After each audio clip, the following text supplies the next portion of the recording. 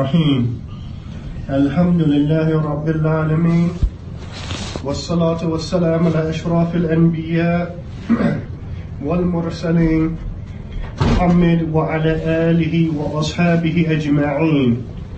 First and foremost, ikhwa, I'm a little under the weather, so I ask the brothers to be patient with me and all mistakes, and that's what for someone from my own shortcomings. I will try to get through this as swiftly as possible, but as precise as possible as well. And so when looking at this, or the subject, looking at the subject of this evening, or when mentioning the subject of this evening, we're going to take a look at Taqlid, which is normally translated as blind following, and those who are currently obliging others with Taqlid. Because today, this is occurring. I'd like to begin this brief reminder with the statement of Allah Tabaraka wa Ta'ala when He says, وَإِذَا قِيلَ لَهُمْ اتَّبِعُوا مَا أَنزَلَ اللَّهُ قَالُوا بَلْ نَتَّبِعُ أو قالوا بل نتبع ما ألفينا عليه آباءنا. Allah says, and when it is said to them, follow that which Allah Tabaraka wa Ta'ala has set down, they say that on the contrary, or however, we will follow that which we found our forefathers upon. أَوَلَوْ كَانَ آبَاؤُهُمْ لَا يَعْقِلُونَ شَيْئًا وَلَا يَهْتَدُونَ. Did their fathers not comprehend anything, nor neither did they comprehend a thing, nor were they guided.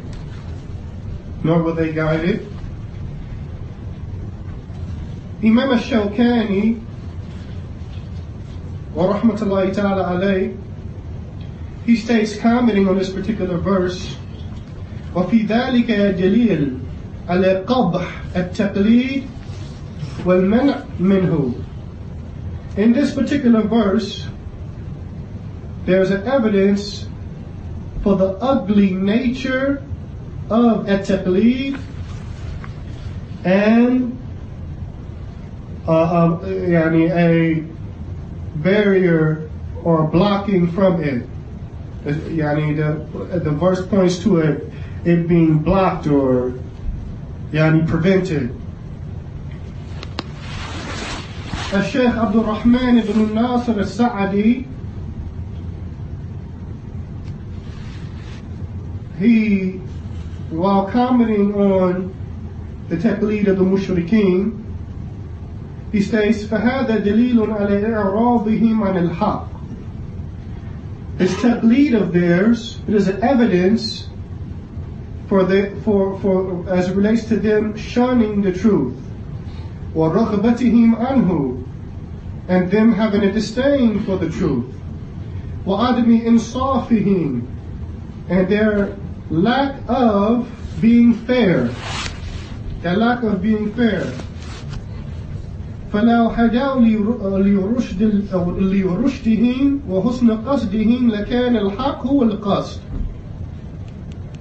And if, or had they been upon guidance, if they were guided, then they would have been led towards what would have been straight for them, and they would have been led towards having what we consider to be a good qasd, or a good intent.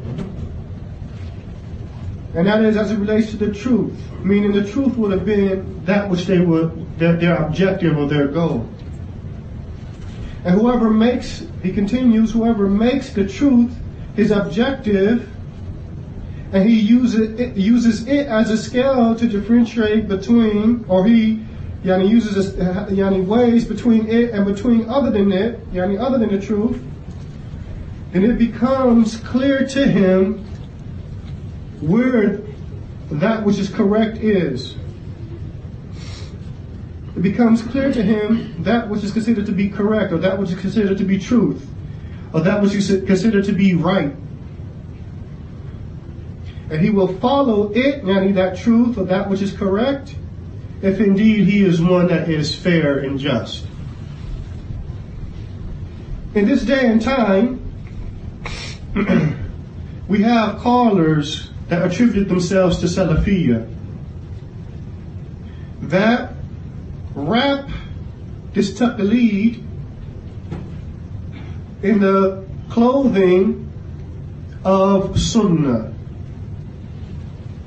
in the clothing of Salafiyya, meaning that they are upon Taqlid and obliging others with Taqlid, but they're claiming that it is the minhaj of the Salaf. This Taqlid that they're upon and obliging others with, they're claiming that it is the methodology of the Salaf.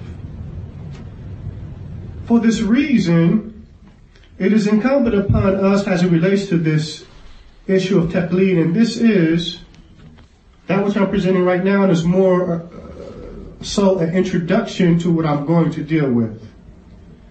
But it is important for us to go back to the basics as it relates to what Taqlid is.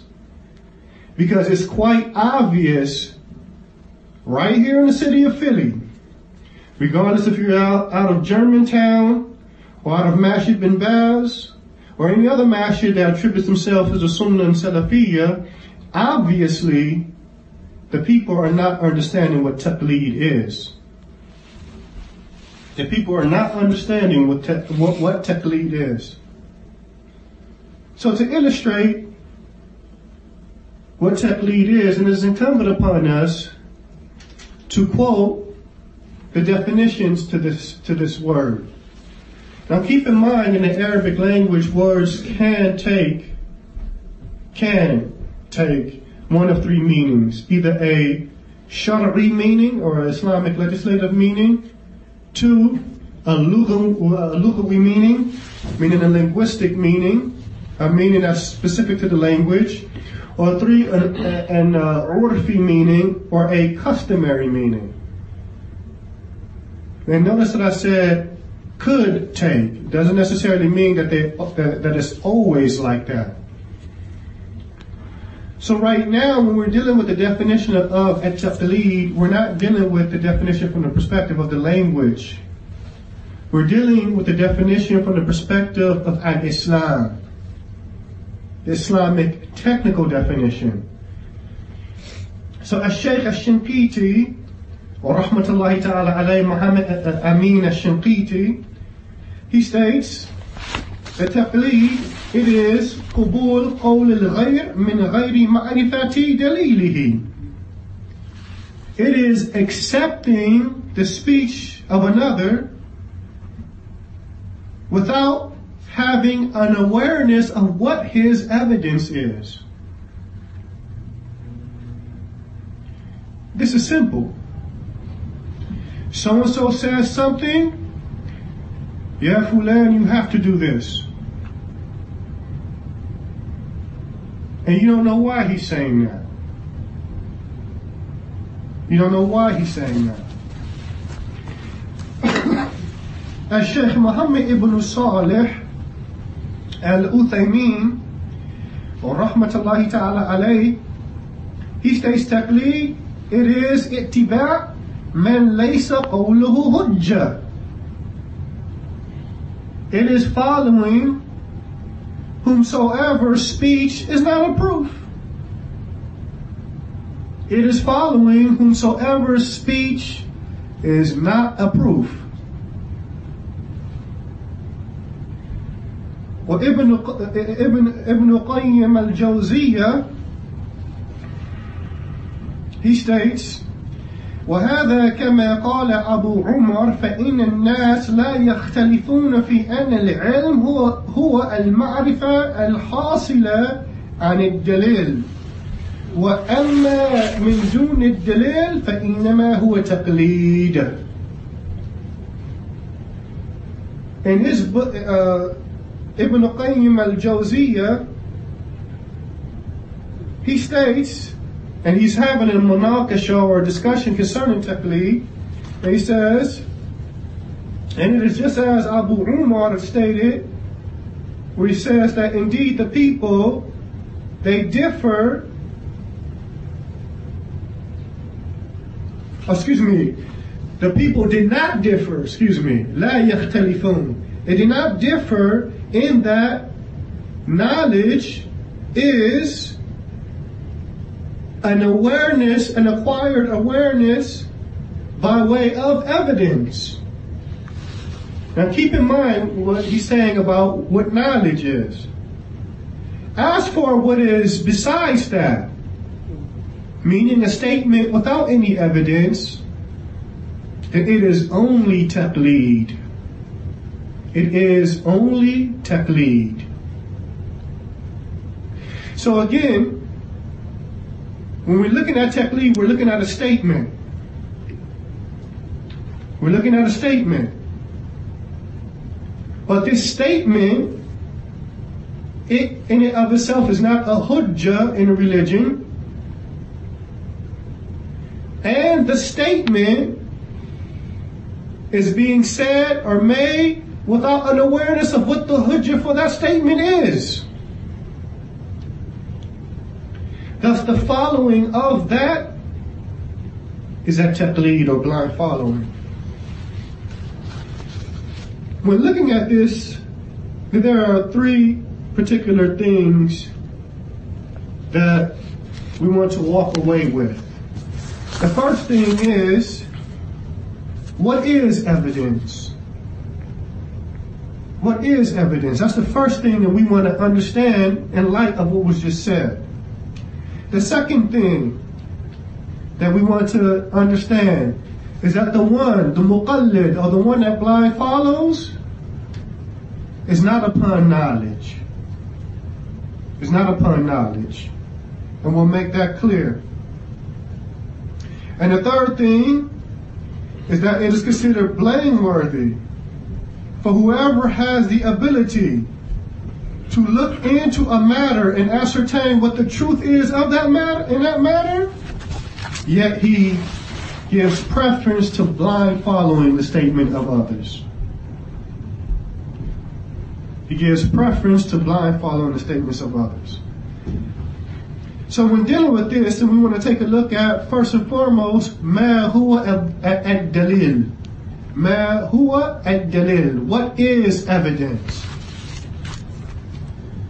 And it is without a doubt that anybody that attributes themselves to the Sunnah and Salafiyya is automatically going to say the Kitab and the Sunnah على فهم السلف الصالح. That this is evidence. The Kitab and the Sunnah is a given. There's no need for me to quote the abundance of evidence that point to that, because it's well known to all of us. It's well known to all of us. The third thing, we may say Fahm al-Salaf, but we're going to look at it from this perspective. The third evidence in Islam is al-ijma', or consensus. And normally people would say consensus of the scholars.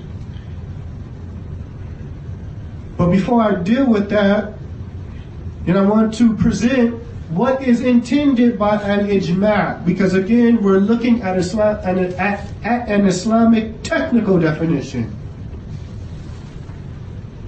The definition for al-ijma', it is اتفاق مجتهدي هذه الأمة بعد النبي صلى الله عليه وسلم على حكم شرعي. It is the unanimous agreement of the mujtahidun of this ummah, the mujtahidun of the scholars, those who are upon the level of ijtihad. And this is after the death of the Prophet sallallahu alaihi wasallam.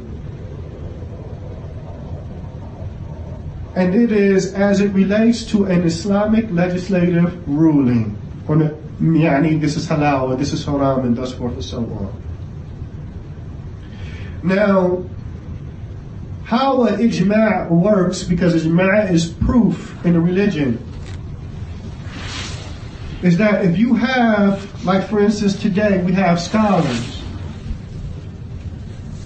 If all the scholars of this generation will have to agree upon a certain matter that is halal or haram. But likewise, it cannot be considered an ijma' if the generation before that differed.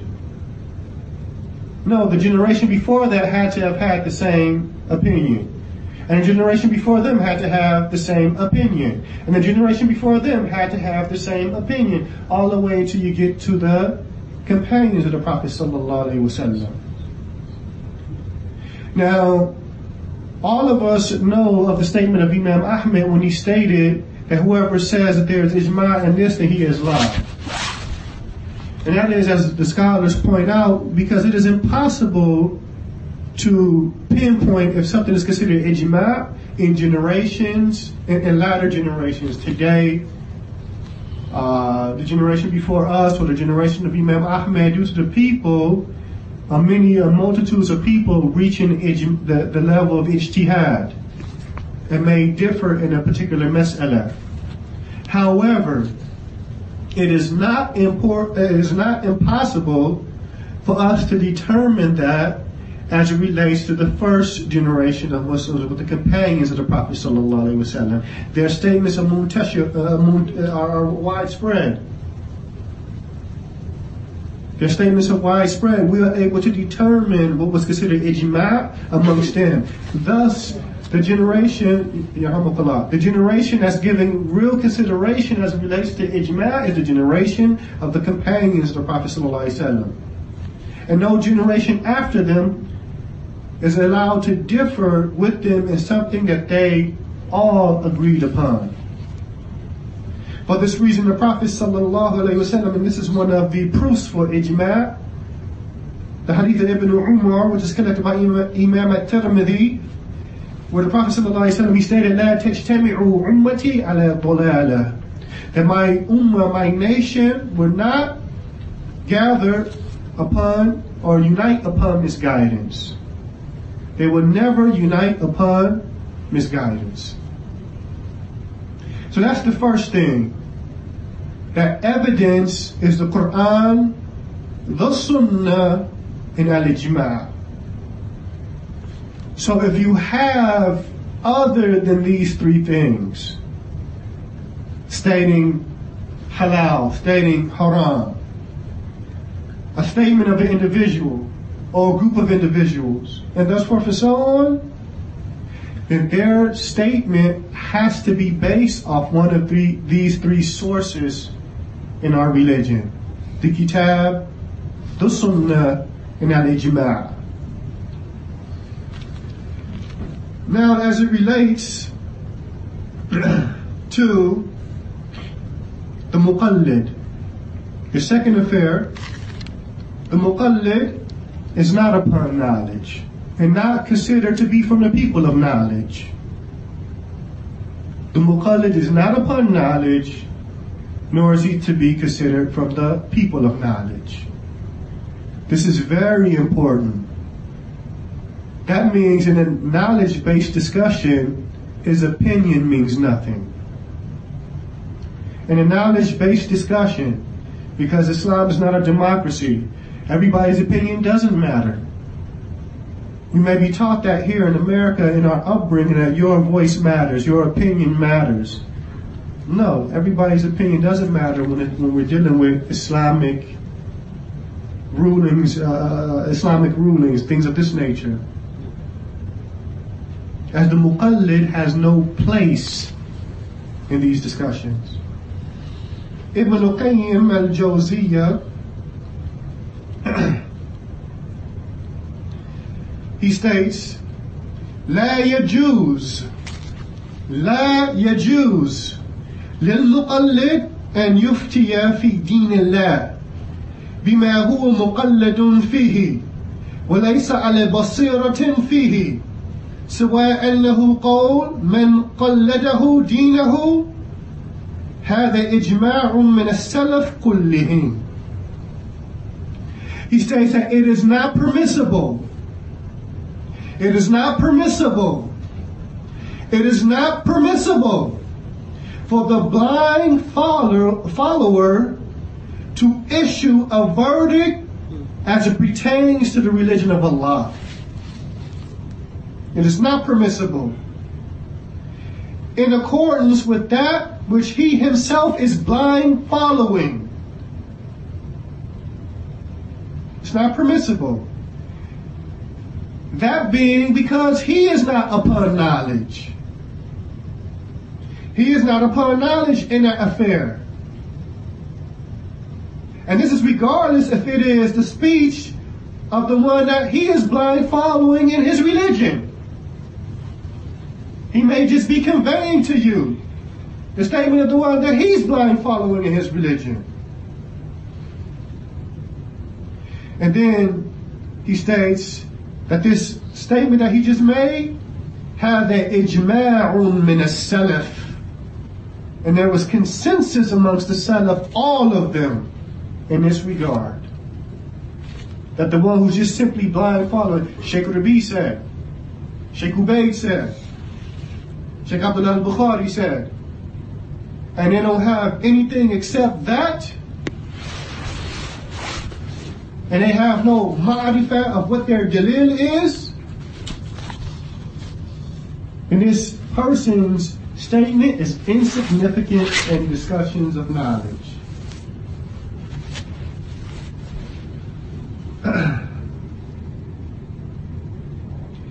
Sheikh Muhammad ibn Salih al-Uthaymin wa rahmatullahi ta'ala alayh,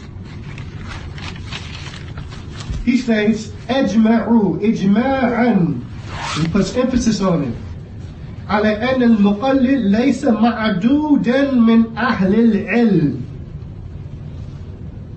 He says that there is a consensus that the blind follower is not counted amongst the people of knowledge. لأن العلم معرفة الحق بدليله. Because knowledge is knowing the truth with its evidence. Sheikh Muhammad ibn Salih al-Uthaymin also stated, وَالْمُقَلِّدْ لَا يَعْرَفُ الْحَقِّ بِدَلِيلِهِ. He states that the blind follower doesn't know the truth with its evidence. He's speaking about the condition of this type of individual. كما أن العامي يسأل العالم فكذلك المقلد يقلد إمامه ولذلك فالمقلد ليس بعالم. So he said, just like a general Muslim, and what I mean by general Muslim is someone who is not from the scholars or the mujtahideen or even the students of knowledge, someone who's a common 9 to 5 Muslim.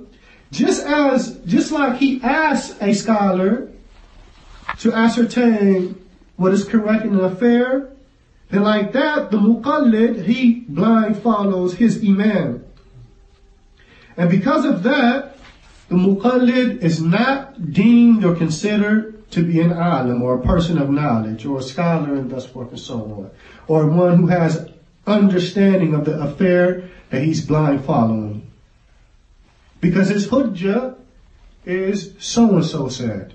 Even if he may be bringing the most knowledgeable of scholars today's statement, his awareness of the affair is Sheikh so-and-so said.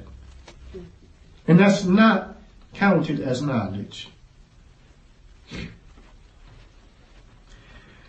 The third, it is considered to be blameworthy for anyone that blind follows a scholar while he has the ability to ascertain and to analyze an affair to find out what the truth is as it relates to that affair. And this is specific to students without a doubt. Scholars first and foremost and students. The students are on different levels. But for a student, especially one that is involved in dawah, that has a multitude of people that trust in his opinions and his statements, it is befitting for this student that when issues arise, especially as it relates to that which is a means of splitting the ranks of the believers, that he takes the opportunity and time to analyze an affair and look into it in order to ascertain what is correct in that affair. And not to simply throw his hands up in the air and blind follow. And wage war with others based off his blind following. This isn't knowledge, and this is considered blameworthy for the one that would do this. Sheikh Muhammad ibn Salih al-Uthaymin, as it relates to this point, he states, وَلَيْسَ بِعِلْمٍ يعني التقليد كما يسأل العامي العالم فيخبره بالحكم ولكن هذا لا يعني التقليل من قدر الأئمة لأنهم اجتهدوا وتعبوا في العلم والفقه لكن العيب ليس فيهم والعيب في من قلدهم مع إمكان اجتهاد. He states, and it is not from knowledge, and he's referring to blind following. And so he gives an example, just like a common person asks a scholar, and the scholar informs him of a ruling. This thing does not diminish the status of the scholars or the imams of knowledge, because they are upon ijtihad. They put forth efforts and become tired as it pertains to knowledge and fiqh and ascertaining the truth. However, what is blameworthy and what is blameworthy, or they are not blameworthy. Excuse me, that's a better translation. لكن العيب ليس فيهم. The blameworthiness or the aib or the blame is not to be placed in them. Yani in the scholars, those that put forth efforts to find out what the truth is. The aib is in whosoever blindly follows them, while he has the ability to ascertain what is correct in an affair. What is correct in an affair. These 3 points are very important, because they point out to us that the asl of at-taqlid is, the asl meaning the fundamental principle, the fundamental ruling concerning taqlid is that it is prohibited. It is prohibited. But when looking at and understanding the statements that were just previously made, then we have to understand that a lot of confusion has come about due to people being upon taqlid, 1, or 2, obliging others with taqlid. Now, I'm not the type of person that's going to leave it to you to figure out. That time is past. That time is over. Hoping that people figure out what's going on and who's doing what, that's over. So we're going to give an explicit example of how one is obliging a multitude of people to blind follow their statement. I'm pretty sure that everybody was aware of when Abu Muhammad al-Maghribi warned against Abu Abdus-Salam al-Juyani. Everybody's familiar with that, correct? No. No. Abu Muhammad al-Maghribi, in his warning against Abu Abdus-Salam, he hurled some vicious accusations at the brother. From what he mentioned, and the clip is still on the internet, even after Sheikh Rabi gave the advice for all of that to be taken down. Now picture that. You have some people claiming that people are not accepting the advice of Sheikh Rabi. But in a private gathering when rectification was sought, Sheikh Rabi advised all those warnings to be taken down, and yet it's still on the internet. I was able to find it to just briefly jot down what he said. Imagine that. From the things that the accusations that he hurled against our brother was, he's arrogant and doesn't accept advice. Another accusation, he caused a lot of fitna and a lot of problems. Another accusation, he's not fit for da'wah. Another accusation, he caused problems in Jersey, he caused problems in many places, he caused problems in Durham, he caused problems at Masjid Tawheed, he caused problems in North Palm Beach, Florida. Another accusation, he's majhul. The ulama don't know him. And one of the most vicious of them are, people like him are the reason for all the problems. People like Al-Junyani. All the problems amongst the ranks of the Salafis that we find happening here in Philadelphia and in other places is people like him that are the cause to all of the problems. Ikhwatul Islam, ya ibadallah, these are accusations that a person has to present proof for. Especially when looking at the fact that they're being hurled at a person who is unknown for any of that. Some of the brothers in New Jersey informed me that when Abu Muhammad al-Maghribi made the statement, it caused somewhat of an uproar amongst the people that heard it. So one of the brothers went to Maghribi and questioned him about this. Why do you say these things about Junyani? Because one of the things that he said, his conclusion, why he was saying all this, he said, as I guess advice to the people, don't listen to him, don't deal with him. Now he's warning against another Salafi. So a brother goes to him and asks, what is your proof for these accusations you've levied upon this brother? He responds, I don't want to talk to you. Meaning, you're not somebody from amongst the students for me to be discussing these issues with.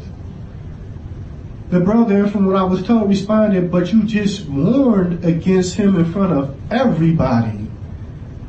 A crowd full of quote-unquote non-students. What do you mean you don't want to talk? The response after that, do you want me to take your name to Sheikh Rabi? Do you want me to take your name to Sheikh Rabi? This is a classic example of a person that was obliging others to blind follow his statement. To blind follow his statement. That he expected people to leave this brother alone, and he doesn't have to bring any proof to justify why he's saying what he's saying. Just accept that because I feel like you should stay away from him. In other words. Now keep this in mind. When I was in Yemen, I had the opportunity to visit a Sheikh Abdulaziz al-Burai. And it was me and a brother from Los Angeles, a brother from amongst the Anjelesi named Abu Yusuf. I said from amongst the Anjelesi, not the Yorkiyin, right? No. Not Abu Yusuf from Khalifa of New York. Abu Yusuf from amongst the Anjelesi. After the Dars of Sheikh Burai, the general Dars, he went down into his library where he had another Dars amongst his specific students. And after that Dars was over, myself, the Sheikh, and Abu Yusuf, we walked to the Sheikh's house. And the Sheikh entertained us from that time all the way up to Asr. So that was about 2 hours. He broke out the tea, and we sat and we drank tea on his porch all that time while questions were being presented to the Shaykh. One of the questions I presented to the Shaykh was, is it possible for a student of knowledge to warn against another Salafi without being preceded by the ulama? And this is years before this whole Maghribi doing what he did.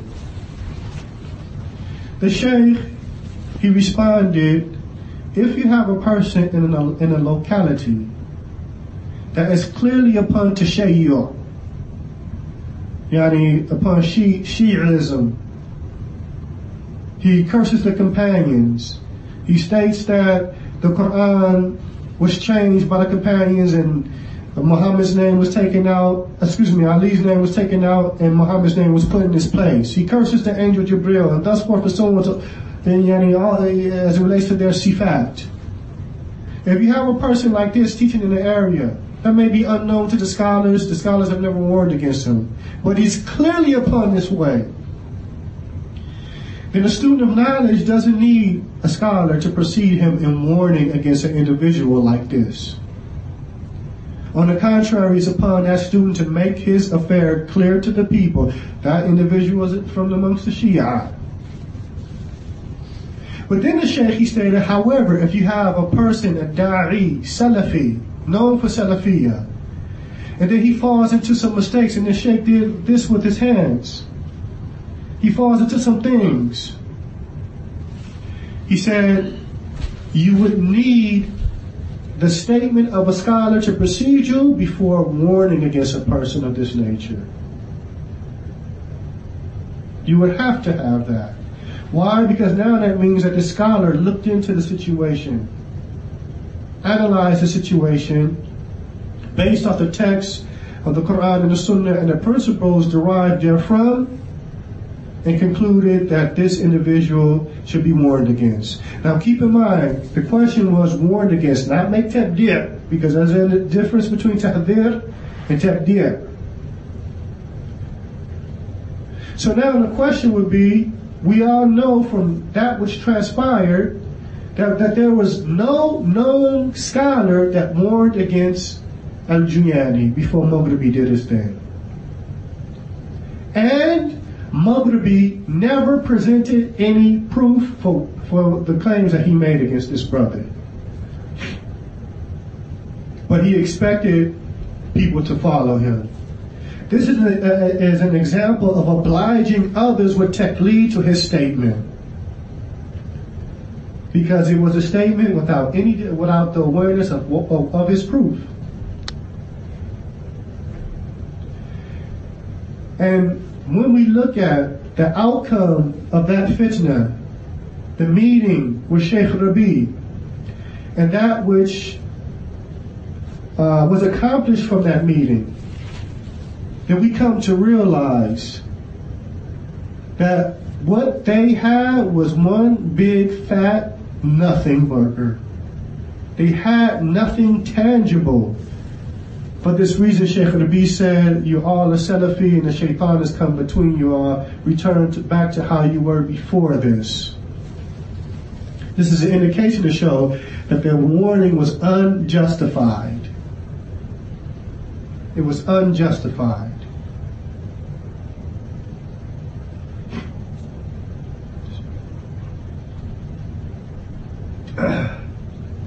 And we have other examples. Musa Richardson.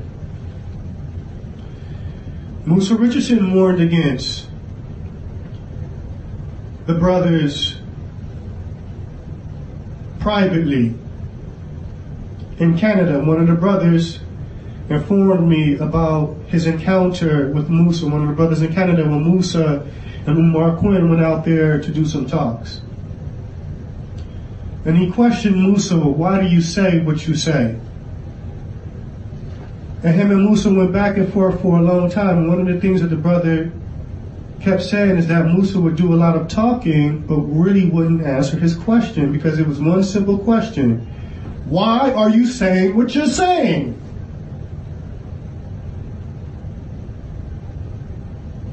He's not asking you about who's the most knowledgeable about the people here. He didn't ask you about that.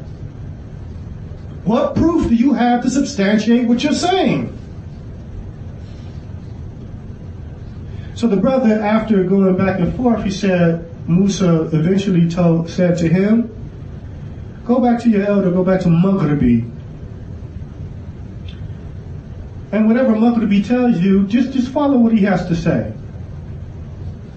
Or something to that effect. Because Maghribi is supposedly the person that knows the condition and blah, blah, blah.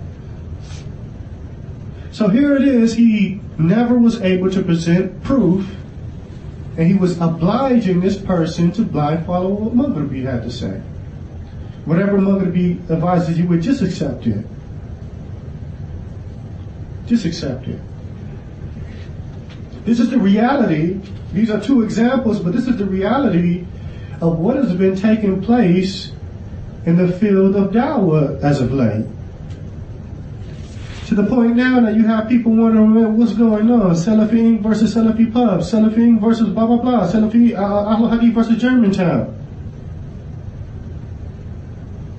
and thus forth and so on. But the reason for this is because of an underlying agenda that has nothing to do with the da'wah. And Allah knows best what that agenda may be. But it becomes apparent when you find people calling others to stuff like this, taqlid, of a statement with no principle, that's not principle backed, that's not proof of evidence backed, and thus forth and so on. So that was the introduction to what I wanted to present.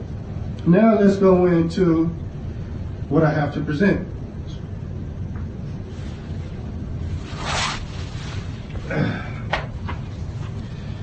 Now I'll be reading from the book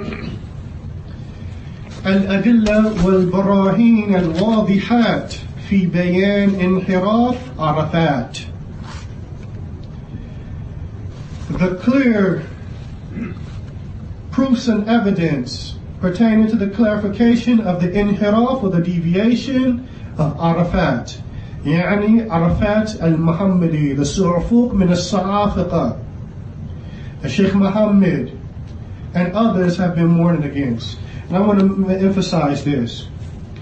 There are people who are obliging with blind following, claiming that it is Sheikh Muhammad and Sheikh Muhammad alone that has transgressed against these individuals and the cause the splitting and the differing and thus forth and so on. First and foremost, Sheikh Muhammad is not alone, and he never was alone. And in fact, he entered into the fitna later on. The fitna had already been occurring. There are mashayikh that are with Sheikh Muhammad, and we'll mention that later on.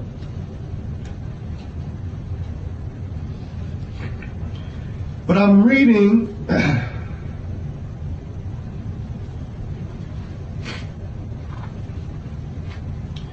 from the chapter قواعد من كلام شيخ الإسلام تتعلق ببيان المنهج الصحيح في ثلاث قضايا.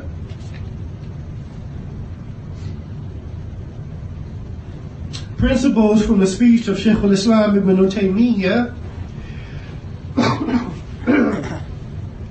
rahmatullahi ta'ala alayh, that are connected to the clarification of the authentic minhaj in three particular affairs.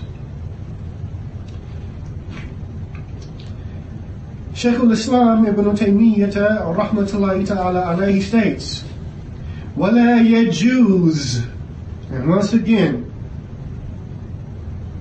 there's another scholar starting off with the hukm, وَلَا يَجُوزُ, it is not permissible, لِأَحَدٍ أَنْ يُرَجِّحَ قَوْلًا عَلَى قَوْلٍ بِغَيْرِ دَلِيلٍ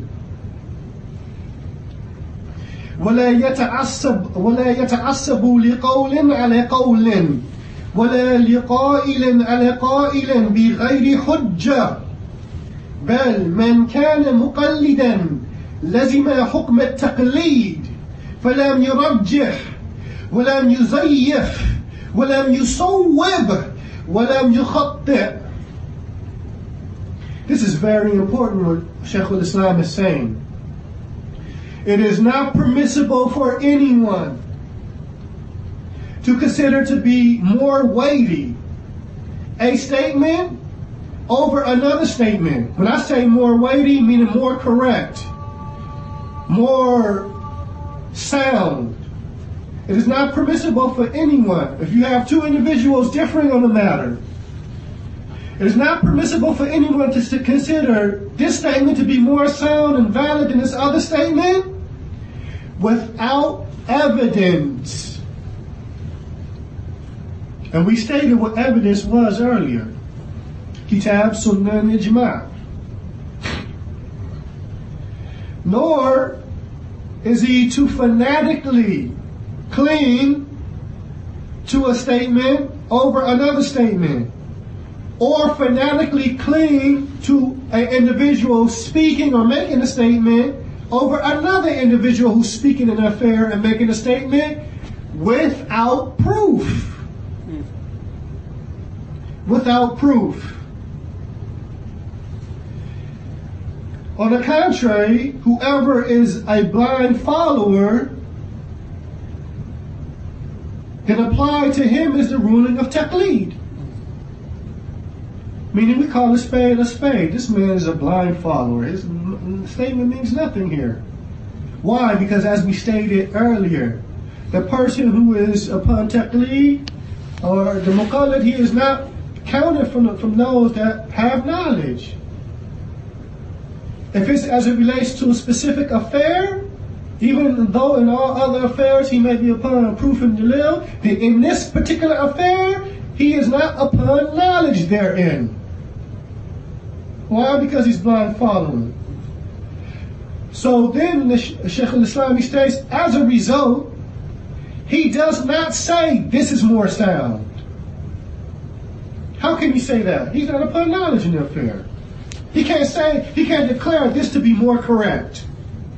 Nor can he declare something else to be false. Nor can he declare something to be correct or right. Nor can he declare something to be a mistake.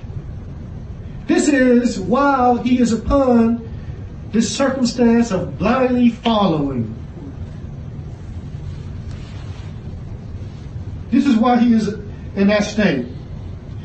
ومن كان عنده من العلم والبيان ما يقوله سمع ذلك منه فقبل ما تبين أنه حق ورد ما تبين أنه باطل ووقف ما لم يتبين فيه أحد الأمرين. Shaykh al-Islam, he then states, whoever has with him knowledge and a clarification about whatsoever is stated, or what one says concerning the particular affair, and this is heard, then what should be done is that it should be accepted that which is made clear to be the truth. If a person makes a statement and he has with him knowledge and clarification of the matter, then what he states in that affair is accepted, that which has been made clear to be the truth, and that which is made clear to be falsehood is rejected. That which is not made clear if it is one or the other, if it is truth or falsehood, then a person has some type of refraining in that affair. If it is not clear to the individual what is the truth in this matter or what is falsehood, then a person steps back. There's wuquf. There's a stopping, and one stops in indulging or interfering, for lack of better expressions, in that affair. The author, and then, Shaykh al-Islam continues, and Allah Tabaraka wa Ta'ala, He has made a differentiation between the people. Allah makes a differentiation between the people as it pertains to their strength and intellect. And just as He makes a differentiation as it relates to their strength and intellects, He also differentiates between them as it relates to their strength and body. Some people can bench press 200, while some people can bench press 400, and that's what we're saying. Just like there's a difference in the strength of their body, likewise there's a difference in the strength of people's intellects. Now the author, Arif ibn Abdul Rahman al-Jafar, he's going to take this statement of Shaykh al-Islam ibn Taymiyyah to deal with three affairs. And these affairs are prevalent and occurring as it relates to the issue of the Sa'afiqah. And it will expose some of the lies that are coming from people who are trusted in da'wah, who are in reality actually betraying their audience. Actually betraying their audience. The first affair, the author, he states, هل اختلاف بعض العلماء في شخص ما فأحدهم يجرحه والآخر يعدله هل يجوز لي أن أرجح أحد القولين وأدافع عنه بناء على أن القائل به أكبر سنا أو أكثر علما أو أعظم منزلة. He says, is the differing of some of the scholars concerning an individual, like the differing concerning Arafat al-Muhammadi and the Sa'afiqah. We have our Sheikh Rabi, not viewing them the same way Sheikh Muhammad and others are viewing them. So is the differing between some of the scholars about an individual, if one criticizes him and the other praises him, is it permissible for me to consider to be more weightier those two statements, and for me to defend the statement of one out of the two? And my defense is strictly based and built upon the person making the statement being older in age and having more knowledge and being greater as it relates to his status. Now, for those that have been paying attention to what's going on, that's exactly what Abu Khadija and those that are with him have been doing to dismiss the knowledge-based and principle-backed warnings of Sheikh Muhammad bin Hadi and others against Arafat al-Muhammadi. They've been regurgitating over and over again, he's 20 years his senior. He was an alim while he was still in diapers, and other insulting statements that are meant to degrade Sheikh Muhammad. That he has more knowledge and that's what for so on.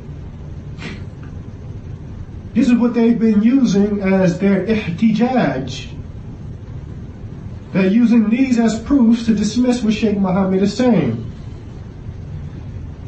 So, the author, he responds with the statement of Shaykh al-Islam, لا يجوز لأحد, and it's not permissible for anyone to consider a statement to be more weightier without evidence. Now keep in mind, evidence is not Sheikh so-and-so is older in age. Evidence is not Sheikh so-and-so is more knowledgeable. He's more knowledgeable of the affairs of men and the science of Jarh wa Ta'dil, and that's what for so on. That's not a proof. A proof is not Sheikh so-and-so's status is greater than his. These are not proofs. So it is not permissible for anyone to consider to be more valid the statement of two different scholars unless, without evidence. Nor is he to cling fanatically to the statement of one over the other, nor cling to a particular speaker over the other without evidence. Without evidence. So this basically dismisses those arguments. It shows that these are arguments that are not knowledge-based. These are not knowledge-based arguments. But obviously it's fooling somebody because they keep repeating it over and over again. These are not knowledge-based arguments.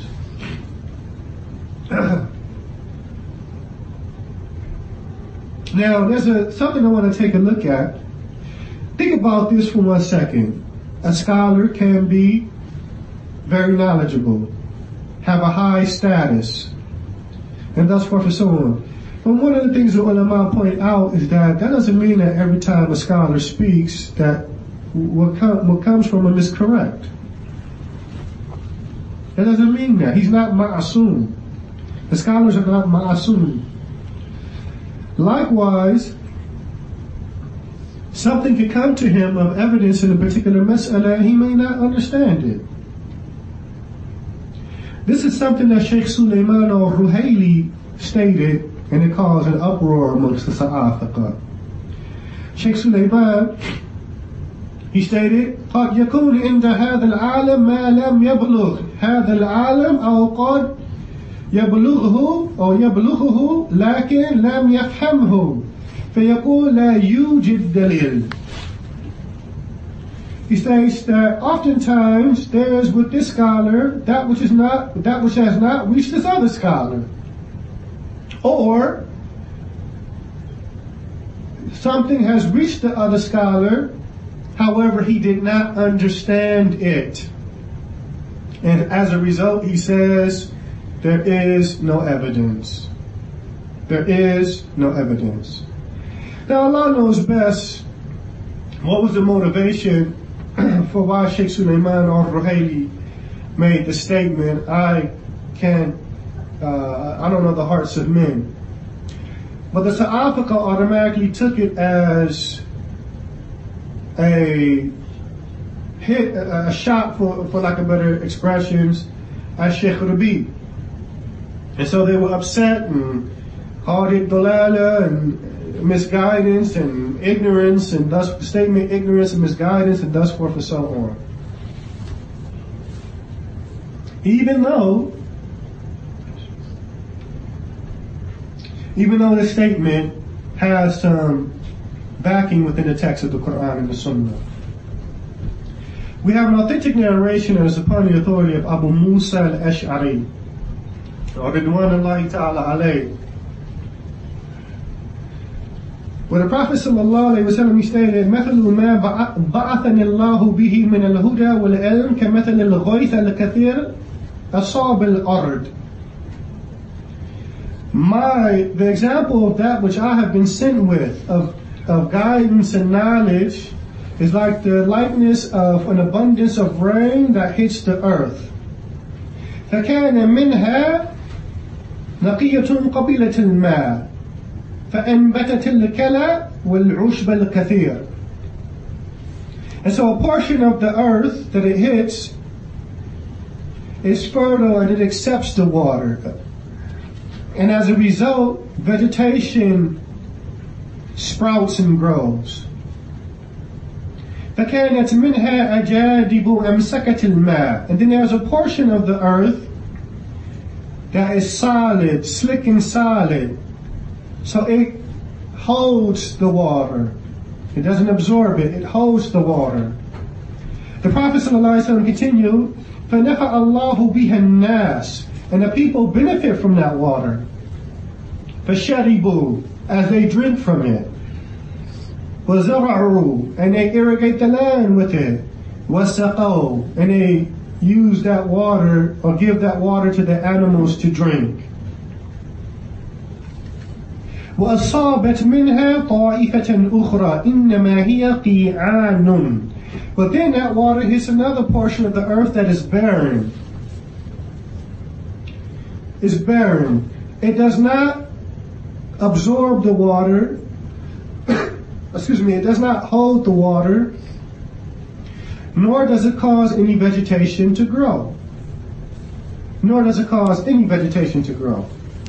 So the people haven't benefited from it. فذلك مثل من فقه في دين الله ونفعه ما بعثني الله به فعلم وعلم. So this is the likeness of the individual that comprehends the religion of Allah. And he whom Allah benefits from that which I have been sent with. So he knows and he teaches it. وَمَثْلُ مَنْ لَمْ يَرْفَعْ بِذَلِكَ رَأْسًا. And likewise is the example of he who does not raise his head to this.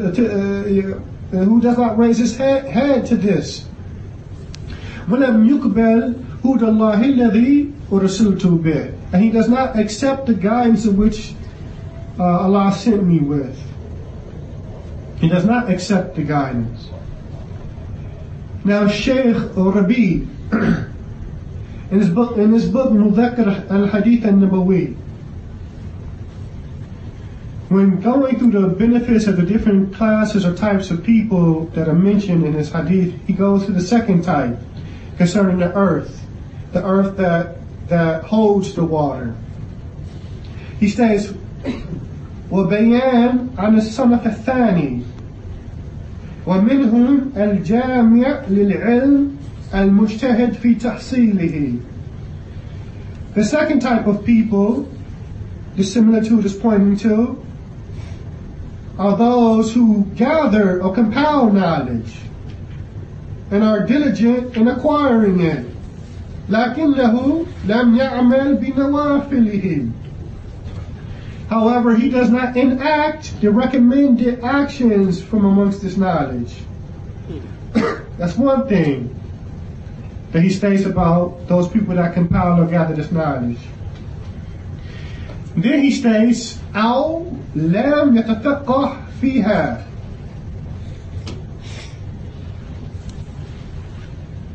He states, or he does not, أو لم يتفقه فيما جمع. He does not comprehend what he compiles, what he gathers. He's diligent in acquiring it and diligent in compiling it, but he may not fully understand what it is that he's compiling. But outside of the fact that he transmits it to others just as he acquired it. So he may memorize it, or however he is preserving it, writes it down, memorizes it, however, and he may not understand it, but he conveys it to others exactly the way that he obtained it. But notice that the Shaykh is saying, but he doesn't comprehend it. This is exactly what Sheikh Sulaiman was saying. That evidence may come and he may not understand it. So he says there is no dalil. The Shaykh Rabi continues, فَهُوَ بِمَنْزِلَةِ الْأَرْضِ الَّتِي يَسْتَقَرَّ فِيهَا الْمَاءِ. So he is on the level of the earth, the portion of the earth that the water settles therein. And the people benefit from it. And this statement is pointed to by way of the statement of the Messenger sallallahu alaihi wasallam. He stated, "May Allah enlighten the man who hears my statement, memorizes it, and conveys it just as he heard it." Just as he heard it. In another channel transmission, it states, sometimes a person who is carrying a fiqh may convey it to someone who has more comprehension of what he's carrying. All of this is showing the truthfulness and the correctness of the statement of Sheikh Sulaiman al-Ruhaili when he says sometimes the evidence can reach a scholar and he may not comprehend it. And as a result, he says there is no evidence. So again, if Sheikh Sulaiman said this as it relates to the affair concerning the Sa'afaka, then Allah knows best. But we know that the Sa'afaka were in an uproar and accused Sheikh Sulaiman of saying something ignorant, when in reality, Sheikh Sulaiman's statement was in accordance with the text. That even a scholar is a human being, and sometimes he may not comprehend something correctly.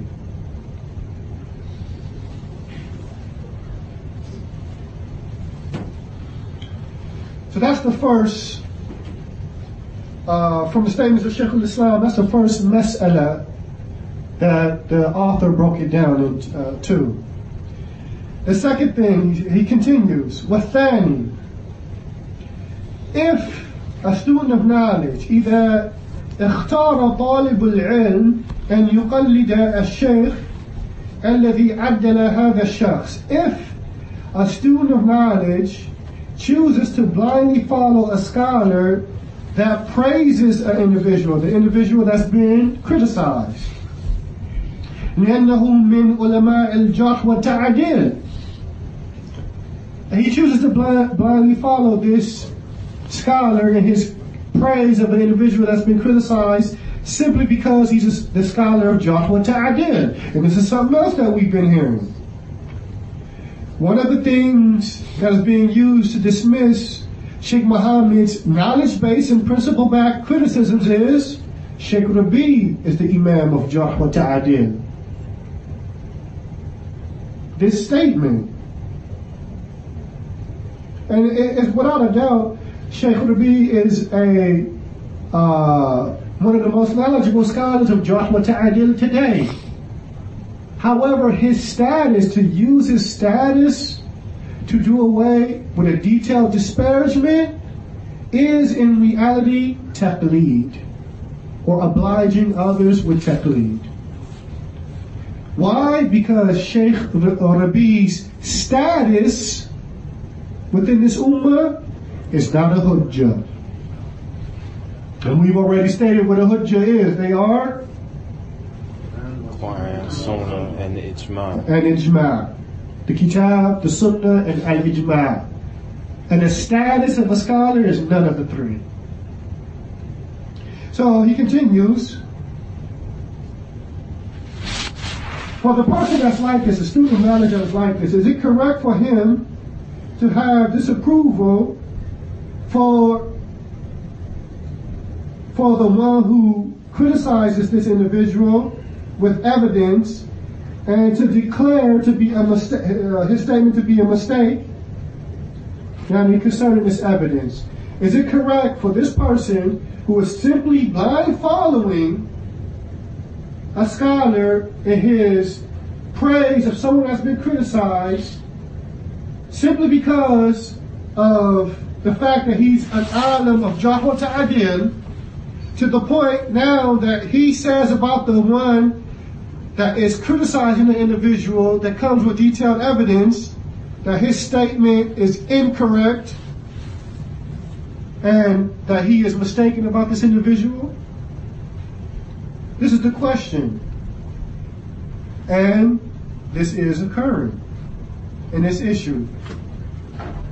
So he responds again with the statement of Shaykh al-Islam ibn Taymiyyah rahmatullahi ta'ala alayh. من كان مقلدا لزم حكم التقليد فلم يرجح ولم يزيف ولم يصوب ولم يقطع. Whoever is blind following, then attached to him is the hukm of taqlid. And so what? He does not declare this statement to be sound or correct or more weightier, nor does he declare a statement to be false, nor does he declare a statement to be correct, nor does he declare a statement to be mistaken. responds, he's using the statement of Shaykh al-Islam to respond to that. Why is that? After all of that we just went through, why is that? Why is that? Can anybody tell me why?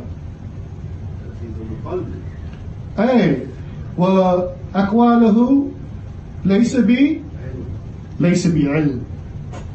Because he's a muqallid. And the statement is not considered knowledge, nor is he considered to be those who are upon knowledge in that particular affair that he's blind following. So he has no right to say, this is correct, and that's incorrect. This is sound, and that is false, while he himself is not upon knowledge in that regard. Now, when we look at the issue of the Sa'afika and people like Musa Richardson and Maghribi and others that have been foolish enough to speak on this issue in front of the people, what have they been bringing of hujjah? They have been obliging people with Shaykh Rabi. That's it. Shaykh Rabi said he doesn't have an ounce of evidence. Shaykh Rabi is the senior scholar. Shaykh Rabi has looked into this affair and has ascertained this. And other statements that are similar to that. This is all that has been brought. But if we go back to this question that the author presents and what Shaykh al-Islam Ibn Taymiyyah rahmatullahi ta'ala alayhi is stating, then anybody will understand that in a mas'ala like this, that is not acceptable. That is obliging others with taqlid. Because what you're saying is not knowledge nor proof. It's neither knowledge nor proof.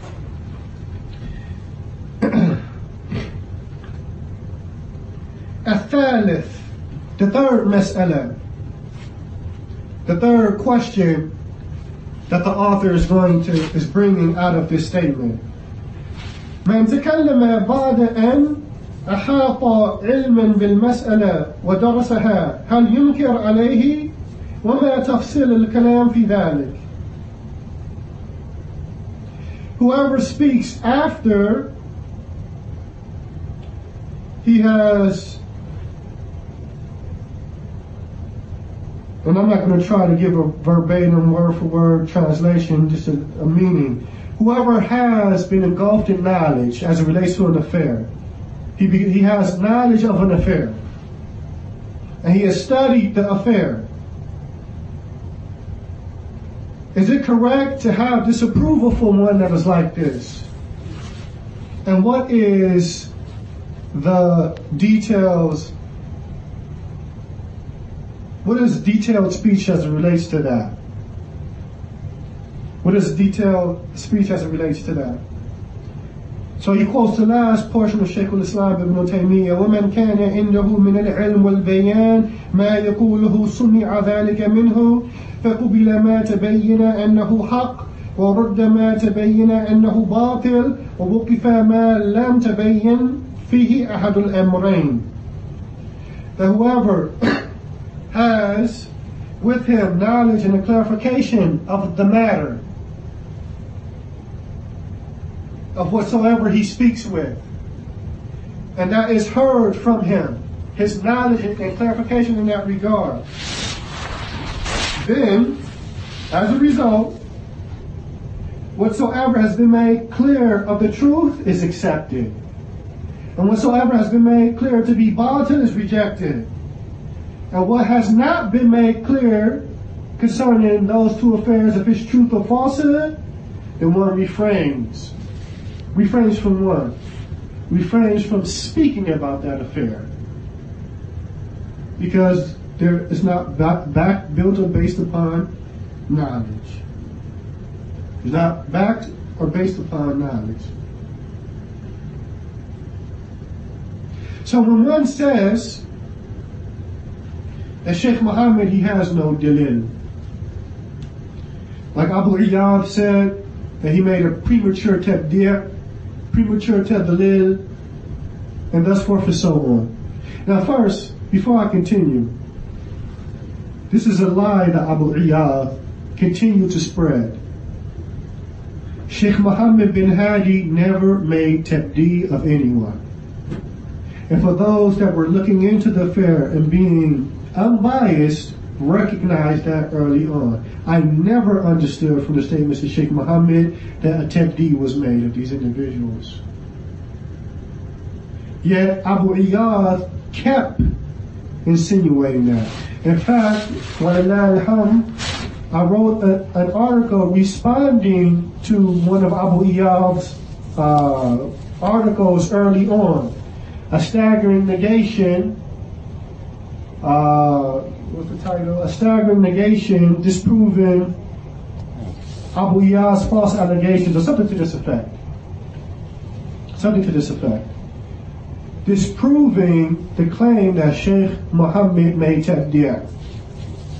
So that's the first thing. But the point that I'm making is, it was stated that Sheikh Muhammad is mistaken and that he has no dalil. That he has no dalil. I'm going to present, before I conclude this, some of the points that Sheikh Muhammad and others from amongst the ulama have against the Sa'afaka, specifically Arafat al-Muhammadi. Specifically Arafat al-Muhammadi. So that the brothers understand that not only is there legitimate mistakes that Arafat al-Muhammadi is making, but that he has actually opposed some of the usul of Salafiyya. And we know all it takes is an individual to oppose an usul for him to be taken out of Salafiyya.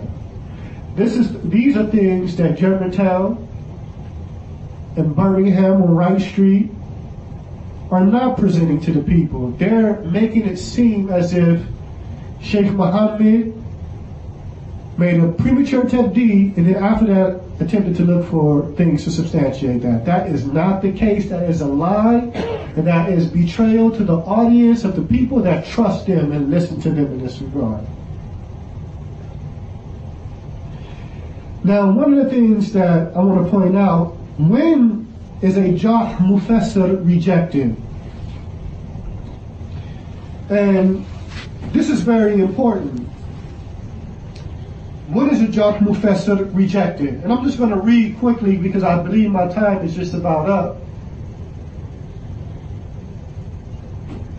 I'm not sure how long I've been speaking. How long have I been speaking? About an hour? Hour 18. Okay, let me try to wrap this up. All of this is very important.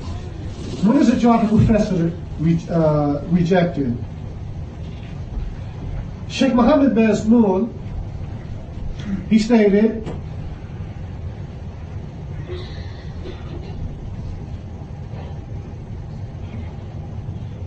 if a Jarh Mufassir contradicts if a detailed criticism contradicts a detailed praise, like what you all have asked about, because he was asked this question, he states, we do not reject a jarh except if the one that's making the praise of the individual mentions the reasons of the jarh made against that individual and then refutes those reasons.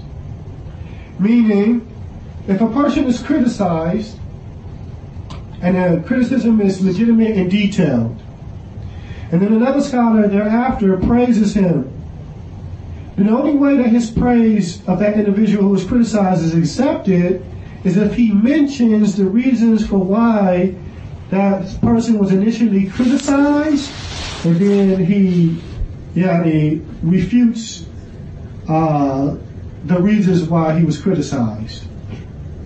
That's the only way a detailed praise is accepted over a detailed criticism.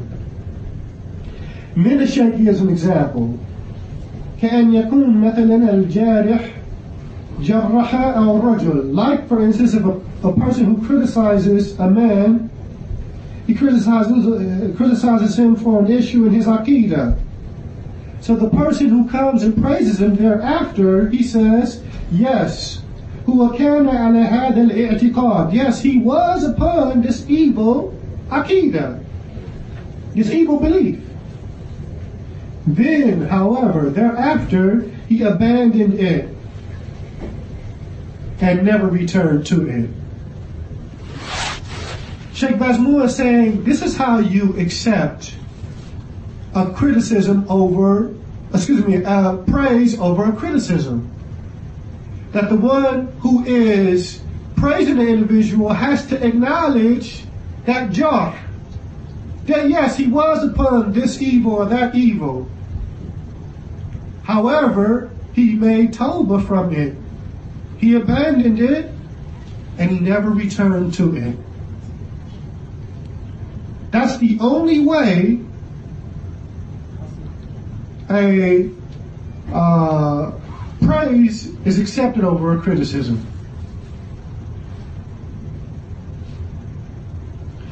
And the Shaykh, he goes into more examples, bringing different, he brings different reasons for a criticism and giving examples, and then basically mentions the same thing. Now so-and-so was upon this, however he abandoned that. And that's for someone. So then he says, فَإِذَا ذَكَرَ الْمُعَدِّلِ سَبَبَ الْجَرْحِ وَرَدَّهُ قُبِلَ. If a person that is praising, he mentions the reasons for the criticism against an individual, and then he refutes it, then it is accepted. Then it is accepted. But then he says, بِشَرْطٍ أَنْ لَا يَعْرِفَ عن هذا الرجل المتكلم فيه التلاعب واتباع الهوى والغرور. But with the condition that this individual who has been criticized and then is claimed that he made tawbah, that he is not an individual that is known for playing with the deen and following desires, and one who is known for deception. One who is known for deception. You're not here for me, right?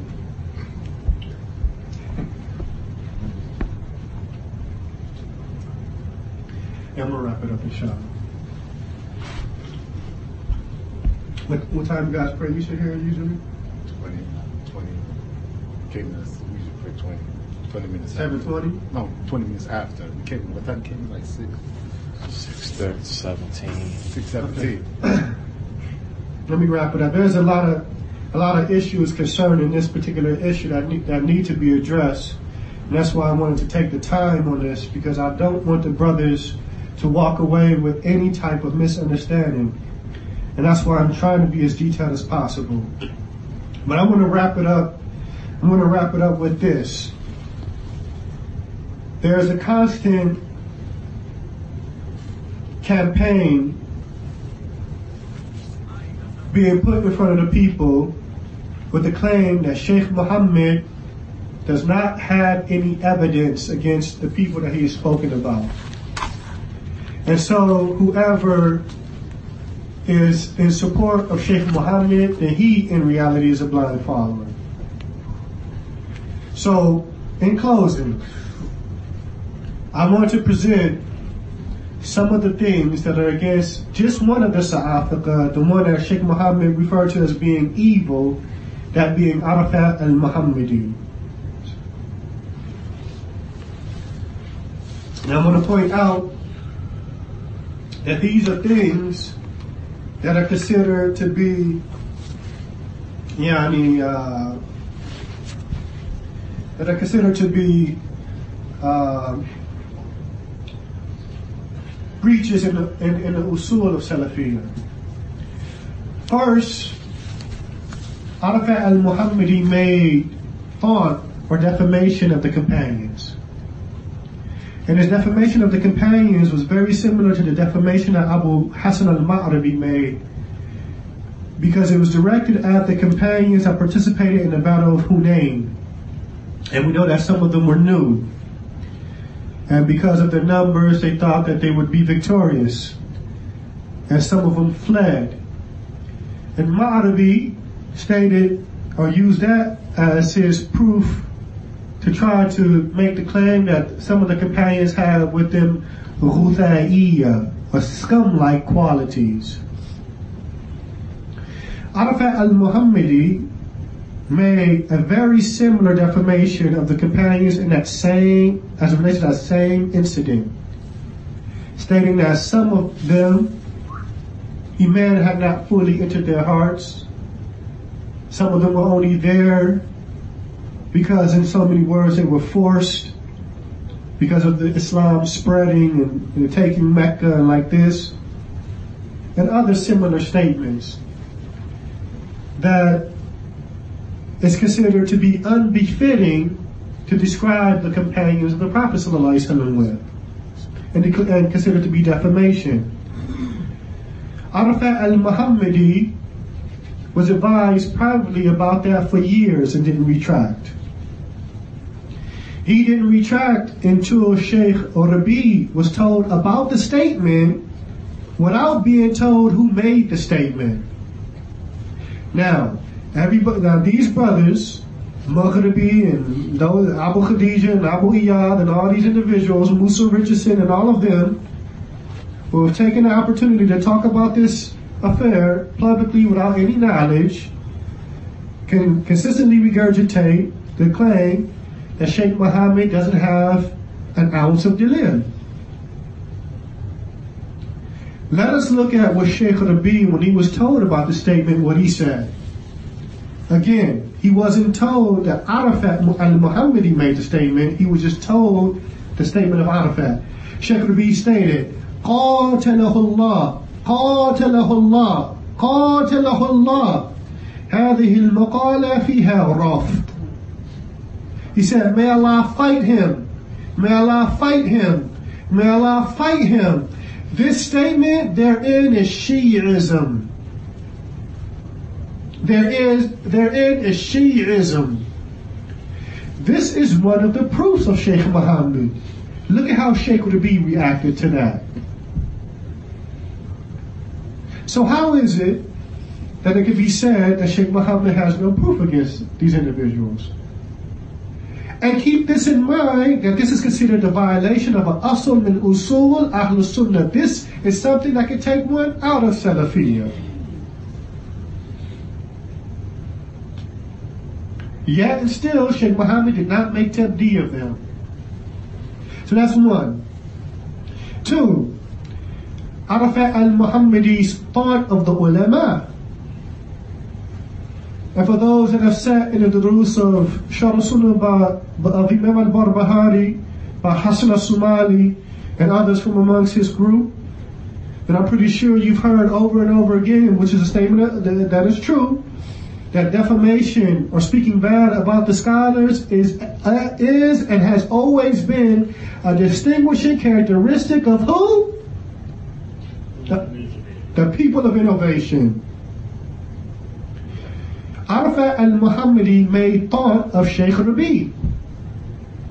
And when he was caught, he made tawbah. When he was caught for it, stated that Sheikh Rabi, that his minhaj in dealing with Hajuri and opposers was not in accordance with the methodology of the Salaf. But he also made defamation in private gatherings, defamations and warnings against Sheikh Sulaiman al-Ruhaili. Before him, the scholar of Medina, Sheikh Abdul Muhsin al-Abbad, the Muhaddith of Medina, the scholar of Hadith of Medina, and his son, Sheikh Abdul Razak ibn Abdul Muhsin al-Abbad. In fact, one of the witnesses to this, he stated, كان يسأل عن الشيخ سليمان الرهيلي والشيخ عبد الرزاق العباد والشيخ عبد المحسن العباد وكان للأسف الشديد يحذر منهم تصريحا وتلميحا بطريقة ماكرة خبيثة. He stated that he used to be asked about Sheikh Sulaiman al-Ruhaili, Sheikh Abdul Razak al-Abbad, and Sheikh Abdul Muhsin al-Abbad, and unfortunately he would warn from them directly and indirectly. Yani by way of filthy scheming or plotting, and his verbal expressions were severe against them. His verbal expressions against them were severe. This is part of the ulama. This is yet again another asl from the usul of Ahl Sunnah that he's opposing. And then we have him inventing principles into the religion. The principle رَدُّكَ لِجَاحِ الْعَالَمِ Hey, جَاحٌ فِيهِ Barakallahu fihi. It blanked for a second, right? Your rejection of the criticism of a scholar is criticism of that scholar. So, if I disagree with Sheikh Rabi's criticism of Sheikh Muhammad, in other words, I'm really making criticism of Sheikh Rabi. In other words, that's what he's saying. This is newly invented. This is a principle that is unheard of before Arafat al-Muhammadi. Another principle that he invented, الطعن في بطانة العالم طعن فيه. Defamation of the close companionship of a scholar is defamation of that scholar. And this is something that Abu Khadija of Salafy Publications, when he went on his rant, his ignorant-based rant against Sheikh Muhammad, his ignorant-based, shameless rant against Sheikh Muhammad, he actually used this principle. On the internet now, one of the brothers, who may Allah reward him, put together a video where it had Abu Khadija's speech, where he was utilizing this false and newly invented principle, and then thereafter cut to the statement of Sheikh Ubaid al-Jabari, refuting that principle, as a means of refuting that principle. Because Sheikh Ubaid, like the others from the ulama, understand that sometimes a scholar could have around him people that are close up on him that he trusts, but they really have evil intentions, and they affect the way that he perceives certain scenarios. And this is not far-fetched, as the Prophet ﷺ had munafiqs around him. So how is it that an individual can perceive that a scholar won't have people that sow discord around them? Now these three things, because the claim is that Sheikh Muhammad is alone, and Sheikh Muhammad has no proof. I want to read to you all the statement of Sheikh Muhammad al-Aqil, Muhammad ibn Abdul Wahhab al-Waqil, when these statements came to him. He stated, وَقَدْ كُنْتُ أُسْأَلْ عَنْهُ كَثِيرًا فَأَجِيبْ بِأَنِّي لَا أَعْرِفَهُ. He stated, I used to be asked about him, meaning Arafat al-Muhammadi, a lot, and I will respond that I don't know him. أَمَّا بَعْدَ قِرَاءَتِي لِهَذَا الْكِتَابِ, and he's talking about this book. After my reading of this book, فَقَدْ عَرَفْتُهُ, that now I know him. And I know his dangerous methodology that he traverses upon and falsely attributes it to the Salaf Salih. Although the Salaf Salih, they are distant from him. Now look at the language that Sheikh Muhammad al-Aqil is using about these errors of Arafat al-Muhammadi that Abu Iyad and Abu Khadija and other than them keep saying there's no proof against. He continues, وَإِنِّي لأدعو الأخ عرفات إلى التوبة إلى الله من مخالفة منهاج السلف. So indeed, or undoubtedly, I call this brother Arafat to Tawbah to Allah. Tawbah, ikhwan. The Islamic technical definition for Tawbah is الرجوع إلى الحق بعد الخروج منها. Returning to the truth after abandoning it, after leaving it. Sheikh Muhammad al-Aqil, an alim, a scholar from the scholars of Ahlul Sunnah, after reading these evidence, is stating this, giving Arafat the advice, man, make tawbah. For what? From the opposition to the methodology of the Salaf. That Sheikh Muhammad bin Hadi has no dalil? These are proofs. Even though Sheikh Muhammad has said it, Sheikh Muhammad said that Sheikh Rabi did not see all his proofs. But look at how, when Sheikh Muhammad al-Aqil saw the proof, look at how he's reacting. And then he states, and I remind you of the hour in which you will stand in front of Allah. I remind you of the hour that you will stand in front of Allah for these statements and actions of yours.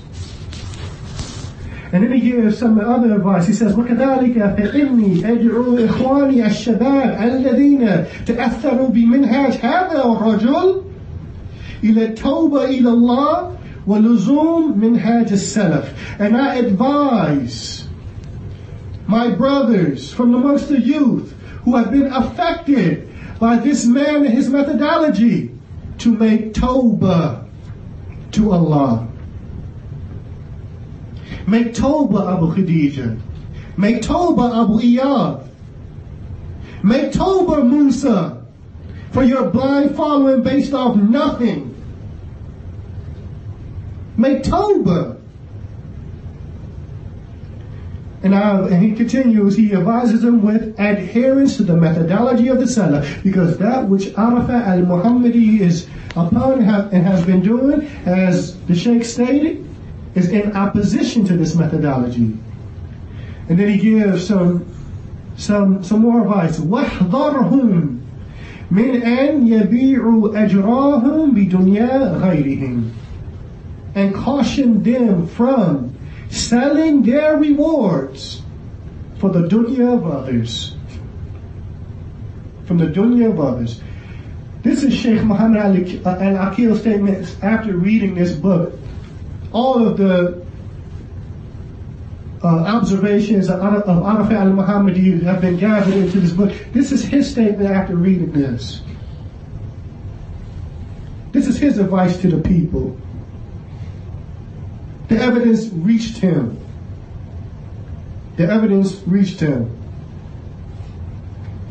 So the claim that one, Sheikh Muhammad bin Hadi al-Madkhali, has no evidence, it is a lie. It is a lie. Two, the claim that Sheikh Muhammad bin Hadi is alone is also a lie. So when Musa Richardson made the statement, last ride or die no matter what his bees, then one of two things can be understood from this. Either one, Musa doesn't understand the magnitude of his statement. He doesn't understand the magnitude of his statement, or it points to the sheer recklessness of this individual. Because the biggest supporters of Sheikh Muhammad are other scholars. Sheikh Muhammad al-Aqil, Sheikh Abdul Rahman Muhyiddin, Sheikh Muhammad Firqo, Sheikh Abdul Majid Jumu'ah, Sheikh Lazhar Sanikra, Sheikh Ahmed Bazmour, Sheikh Muhammad Bazmour, Sheikh Usama al-Utaybi, Sheikh Mahil al-Qahtani,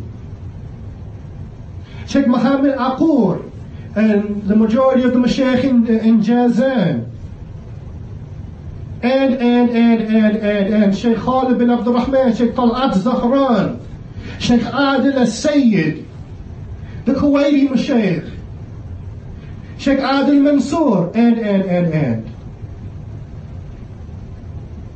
So it is a lie when people continue to claim that Sheikh Muhammad is alone and Sheikh Muhammad has no dalil. And with that, Subhanaka Allahumma wa bihamdik, ashhadu an la ilaha illa ant, astaghfiruka wa atubu ilayk. I hope that this clears up some things as it relates to this fitna that has been taking place. Although there's a lot of things that have been thrown out within the last a few months or year, and of course we can't address it all, but hopefully this should suffice. And Allah Tabaraka wa Ta'ala knows best. Now.